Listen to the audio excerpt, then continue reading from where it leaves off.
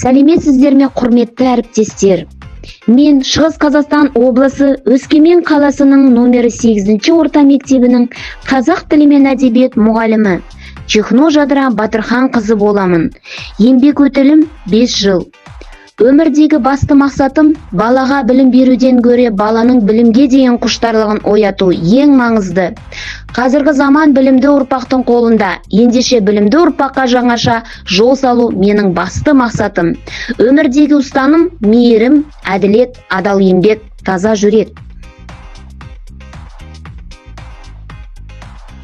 Қазіргі ақпараттық технологияларды сәт сайын өзгермелі қоғамда мұғалімнің бейнесі де, беделі де өзгере түсті.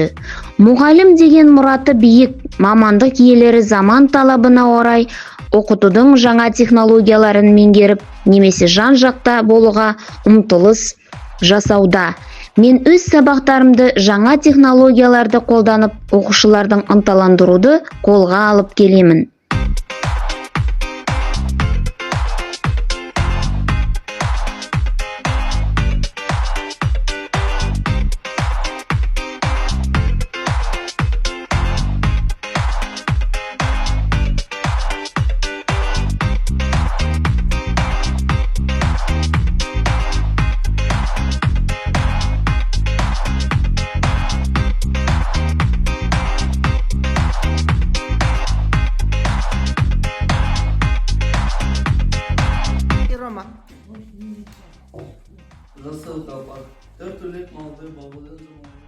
Мен Өскемен қаласы 8-ші орта мектебінің 11-ші сыныбының оқушысы Игеншина Ойнас.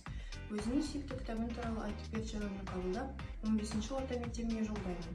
Менің сүйікті жазушым Мұхтар Әуезов. Бүгін сіздерге менің сүйікті шығармаларымның бірі болған Мұхтар Әуезовтың «Қорғансыздың күні» шығармасы туралы айтып бергім келеді. «Қорғансыздың күні» шығармасы оқырман көз алдына байырғы қазақ ауылындағы кедейлер өмірін елестетеді. Қорғансыз жандардың ауыр тұрмыс тіршілігі, адам төзгісіз өмірлері аса шыншылдықпен әсерлі баяндалады. Оқиға басталғаннан оқушыны қорқынышты бір үрей сезімі билейді.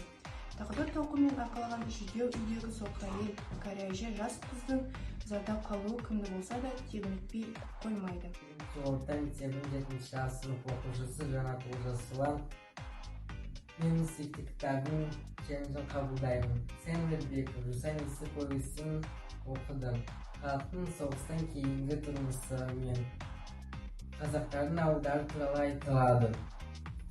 Мысалы, бұл кітапта автор Аянның атты жасөспірім баланың бастан кешірген оқиғалар туралы айтылады. Оның достары және оның қиындығы туралы айтылады. Ол өз әкесінен, анасынан айырылып, ағасын соғыстан күтеді.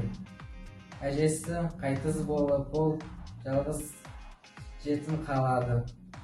Бұл кітапта жазушы Аянның ішкі болмысын туралы, көрген қиыншылығы туралы баяндайды.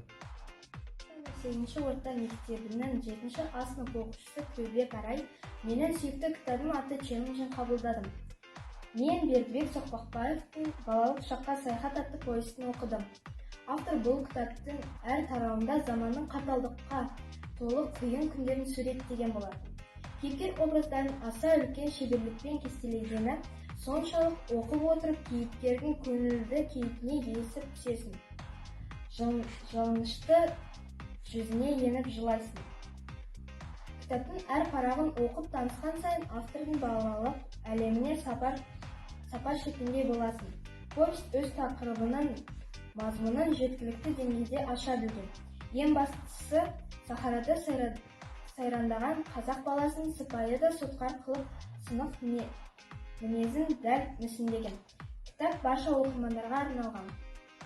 Я Советская Софья, ученица 11 М-класса КГУ средней школы номер 8. Хочу принять челлендж «Расскажи о своей любимой книге» казахского писателя и передаю эстафету 15-й школе. «Стрела Махабета». В книгу писателя вошли роман «Стрела Махабета» и рассказ «Слоненок». И сегодня я хочу остановиться как раз на романе. «Стрела Махабета» – роман посвящен жизни и творчеству поэта Махабета Утемисова, основоположника казахской гражданской поэзии, ставшего одним из руководителей народного восстания в начале XIX века против произвола казахского хана Жангира. В романе на первый план выступают проблемы, имеющие большое значение для истории. По-новому трактуются писатели старая тема гуманизма и прогресса. Именно этим она стала в высшей степени актуальной. Дорогие друзья, я вам советую прочитать книгу Ануара Алимжанова «Стрела Махамбета» и также поделиться своим мнением. Я уверена, что она станет вашей любимой книгой.